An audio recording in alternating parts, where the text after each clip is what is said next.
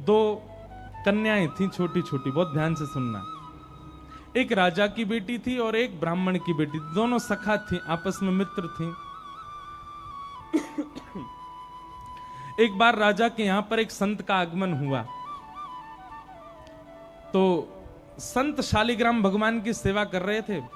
वो दोनों कन्याएं बैठ करके देख रही थीं। दोनों के मन में भाव आया, इस संत जैसे सेवा करते हैं वैसी सेवा हमको भी मिल जाए। तो दोनों संत से कहने लगी, बाबा हमको भी सेवा दे दो, हमको भी ठाकुर जी दे दो। तो संत ने मन में विचार किया, छोटी छोटी कन्याएं, ये क्या जाने असली नकली क्या होता है। उन्होंने शालिग्राम जैसे दिखने वाले चिपटे 2 पत्थर लिए और दोनों कन्याओं को दे दिए। दोनों कन्याएं बड़ी प्रसन्न हो गईं, बोले वाह हमको ठाकुर जी मिल गए। दोनों ने गुरुजी से पूछा, गुरुजी इनका नाम क्या रखें? तो गुरुदेव ने कहा, तुमको जो प्रिय लगे वो नाम रखो इनका। तो कन्याएं जो वो बड़े चिकने से पत्थर थे, एक आध बार हाथ से फिसल गए। तो एक कन्या ने कहा, बोले इनका नाम रखते हैं सिलपिल्ले भगवान। कौन से भगवान? और दोनों ने अपने ठाकुर जी का नाम रख दिया सिलपिल्ले। ये कोई ऐसी कथा नहीं, भक्तमाल जी में कथा है ये। तो सिलपिल्ले भगवान, दोनों कन्याओं के सिलपिल्ले भगवान हो गए।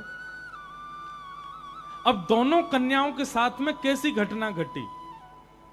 तो जो ब्राह्मण कन्या थी, जो थोड़ी बड़ी हो गई, सिलपिल्ले भगवान की सेवा करती थी, उसके 2 भाई थे, दोनों भाइयों में विवाद हो गया, दोनों भाई अलग अलग रहने लगे। एक दिन विवाद के कारण बड़े भाई ने छोटे भाई के घर में आकर के लूट मार करी, उसको मार पीटा और घर का सारा सामान हड़प के ले गया। उसी सामान में बहन के सिलपिल्ले भगवान भी ले गया।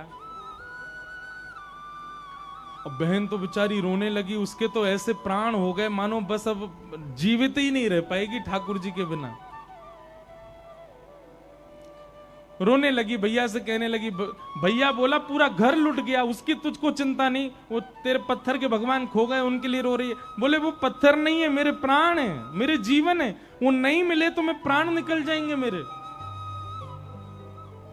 बोले जा, किसी और ने थोड़ी लूटा, बड़ा भाई है हमारा, जाके मांग ले, दे दे। तो बहन अपने बड़े भाई के घर गई और बड़े भाई से जाके कहा, भैया कुछ मत दो, सब रख लो अपने पास, पर मेरे सिलपिल्ले भगवान। अब सिलपिल्ले नाम सुनते ही सब हंसने लगे वहां पे। और जितने भी उसके भाई के साथ, वो तो गुंडा प्रवृत्ति का था, उसके साथ में जितने भी लोग सब हंसने लगे। अच्छा क्या नाम तुम्हारे ठाकुर जी का? बोले सिलपिल्ले भगवान। और जोर से हंसे।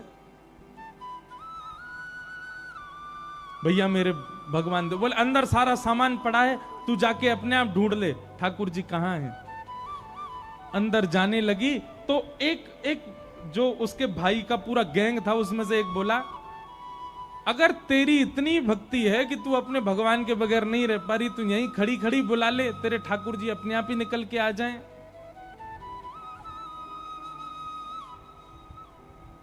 ये बात उसके प्रेम पर मानो प्रश्न चिन्ह लग गया।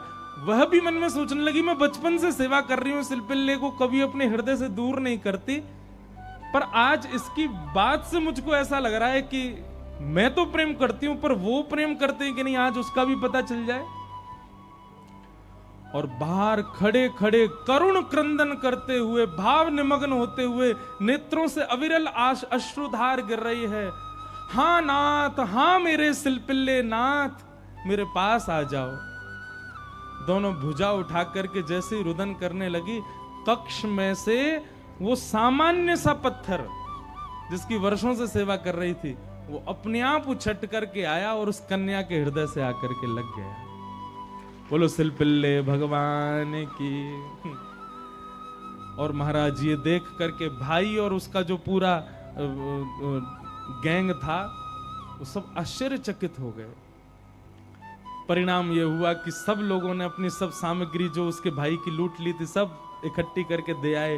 बोले भैया हम तो ऐसे ही समझते थे, पर आज वास्तव में हमने भक्ति का दर्शन किया। अब राजकन्या जो थी, उसके सिलपिल्ले भगवान, उनके साथ कैसी घटना घटी? कन्या का विवाह हुआ और जिस पुरुष के साथ में विवाह हुआ वो किसी भी रूप से भक्त नहीं था, ना वो भक्त था ना उसका परिवार भक्त था। कन्या ने विवाह के लिए मना तो किया पर माता पिता नहीं माने, विवाह कर दिया। अब वो तो बस अपने सिलपिल्ले भगवान को हृदय से लगा के रहे, बोले कि मुझे पता है ये मेरा पति और ये परिवार पूरा जो है ये बिल्कुल भी भक्ति भाव इनके चित्त में नहीं है, पर नाथ बस आप मेरे साथ रहोगे तो मैं पूरा जीवन निकाल लूंगी। अब जिससे उसका ब्याह हुआ था वो तो काम क्रोध लोभ मोह सब था उसके अंदर, वो तो इसी कारण से विवाह कर रहा था, भोग वृत्ति थी उसकी। लेकिन कन्या के चित्त में ये भाव था कि भाई ये वैष्णव नहीं है, इसको तो मैं स्पर्श भी नहीं करने दूं अपना।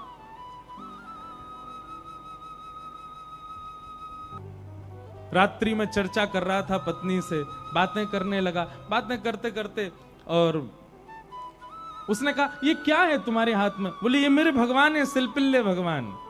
सिलपिल्ले नाम सुनते ही इतना हंसा, हंसते हंसते बिस्तर से गिर गया। बोले कौन है? सिलपिल्ले भगवान।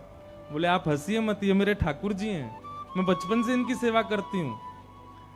अच्छा ठीक है, रखो इनको अपने पास। लेकिन वो उनको दूर करना चाह रहा था, बार बार लेकर के हटाना चाह रहा था। और वो राजकन्या कस के पकड़े, बोले नहीं आप इनको मुझसे दूर मत करो, ये मेरे प्राण है, ये अगर दूर हुए तो मैं प्राण त्याग दूंगी।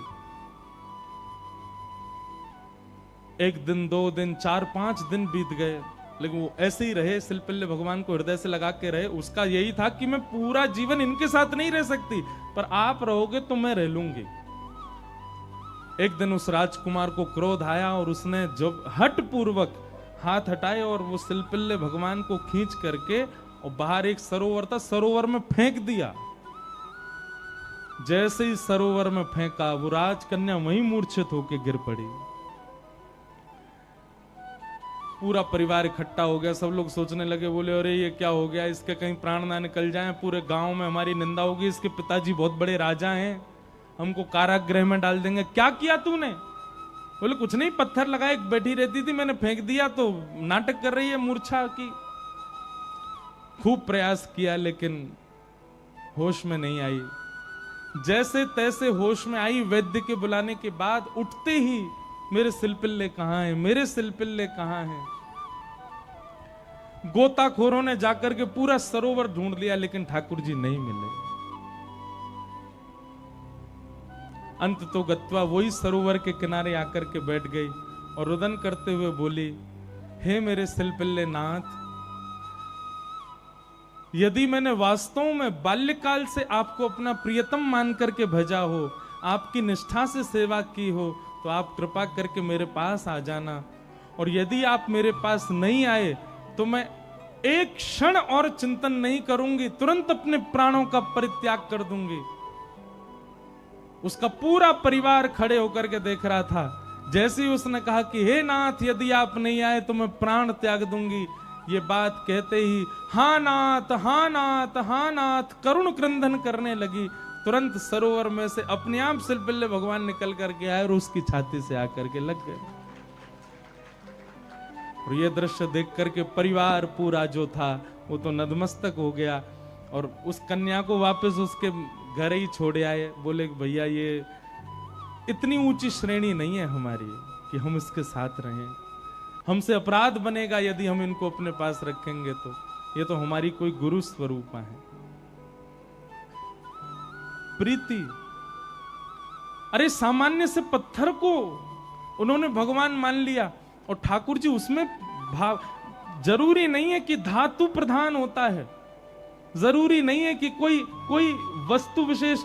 ये बात आप बहुत ध्यान से सुनिएगा। कई लोग भेद मानते हैं, अपने लड्डू गोपाल को सामान्य समझते हैं, वृंदावन बिहारी लाल को विशेष समझते हैं। उनको लगता है मंदिर में जो बिहारी जी बैठे हैं ये विशेष हैं, हमारे संग जो डलिया में डोल रहे हैं ये इतने विशेष नहीं है। क्यों?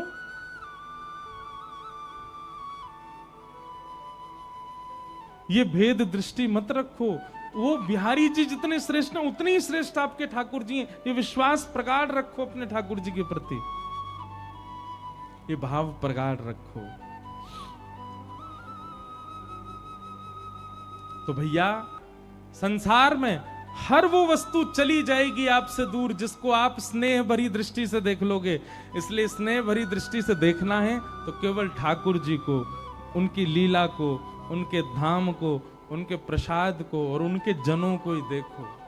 और या फिर जिससे स्नेह हो रहा हो, चाहे वो पुत्र हो, पुत्री हो, माता हो, पिता हो, मित्र हो, यार हो, कोई भी हो, उसको भगवत भक्त बनाओ।